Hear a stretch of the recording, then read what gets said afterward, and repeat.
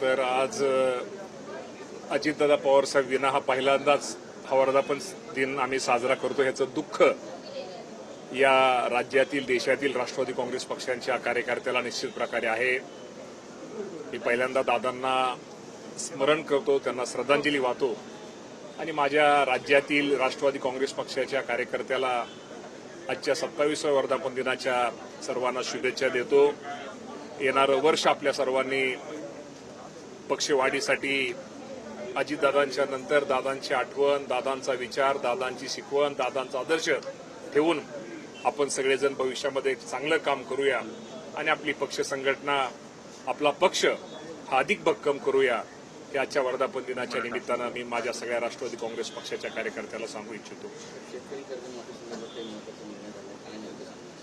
शेतकरी कर्जमाफीच्या बाबतीमध्ये खरं तर निवडणुकीची जरी आचारसंहिता असली तर प्राथमिक अंदाजानुसार या राज्यामध्ये साधारणतः 56 लाख शेतकऱ्यांना या कर्जमाफीचा लाभ होणार आहे आणि साधारणतः जर हिशोब केला तर साधारणतः 36,585 कोटी रक्कम एवढी रक्कम लागणार आहे. परंतु काल मंत्रिमंडळामध्ये आमची चर्चा झाली. अनेक मंत्र्यांनी त्या बाबतीमध्ये त्यांनी शेतकऱ्यांची ज्या अडचणी, शेतकऱ्यांनी ज्या त्यांच्यापाशी अडचणी मांडल्या त्या बाबतीमध्ये चर्चा झाली. त्यामध्ये 2019च्या अगोदर की ज्या शेतकऱ्यांना लाभ मिळाला नाही, की पूर्वी 2019ला जी कर्जमाफी झाली त्यामध्ये 2 लाखाच्या जे वरचे एखाद्याची 2,07,000 रक्कम असली तर त्याला ते 2 लाख कर्जमाफीचा लाभ झाला नाही. परंतु यावर्षी राज्याचे मुख्यमंत्री देवेंद्र फडणवीस साहेब, एकनाथजी शिंदे साहेब, सुनेत्रावहिनी पवार साहेब आणि स्वर्गीय अजितदादा पवार साहेबांनी जो हा पूर्वी जो निर्णय घेतला होता, यामध्ये समजा एखाद्याकडे शेतकऱ्याकडे 2,70,000 रुपये बाकी आहे, थकबाकी आहे, त्याने जर वरचे 70,000 भरले तर ते 2 लाख माफ होणार आहेत. त्यामुळे शेतकऱ्यांचं म्हणणं आहे की तुम्ही ह्या वर्षी ती सवलत देताय, ते 2019ला आम्हाला ती कर्जमाफीची सवलत मिळाली नाही. या बाबतीमध्ये सरकारने विचार करावा. या बाबतीमध्ये जी आमच्या उपसमिती खालच्या त्या आम्ही जी समिती तयार केलेल्या आहेत या बाबतीमध्ये चर्चा करून राज्याचे मुख्यमंत्री 2019च्या पूर्वी शेतकऱ्यांना काय देता येईल, काय करता येईल या बाबतीमध्ये निश्चित प्रकारे ते निर्णय घेतील.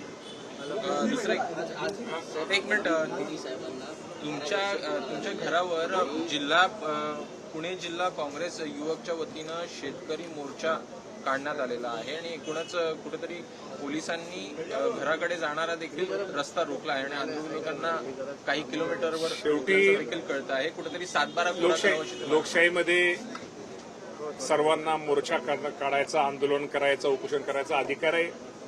कदाचित विरोधी पक्ष म्हणून काँग्रेस पक्षाने तो मोर्चा तो काढलेला असावा आणि त्या बाबतीमध्ये निश्चित प्रकारे शेवटी मोर्चा म्हणजे ती शेतकऱ्यांची भावना आहे आणि आम्ही पण शेतकऱ्याची मुलं आहोत. त्यामुळे आम्हाला शेतकऱ्यांच्या भावना काय आहेत, शेतकऱ्यांच्या अडचणी काय आहेत त्याची जाण आहे. शेवटी कुठलीही गोष्ट करताना एवढ्या गोष्टी सोप्या नसतात. शेवटी आपण घरामध्ये एखादा आपला प्रपंच चालवताना किंवा संसार चालवताना शेवटी त्या कारभारालाच माहिती असते अडचणी काय आहेत. निश्चित प्रकारे राज्याचे मुख्यमंत्र्यांचं मी पुन्हा एकदा या निमित्तानं आभार मानतो की एवढं अडचणीचा काळ असताना, एवढं सरकारच्या तिजोरीवरती भार असताना सुद्धा माझ्या जो अडचणीत आलेला राज्यातला शेतकरी आहे त्या शेतकऱ्याला या राज्याच्या मुख्यमंत्री, दोन्ही उपमुख्यमंत्री आणि महायुतीच्या सरकारने मदत केलेली आहे.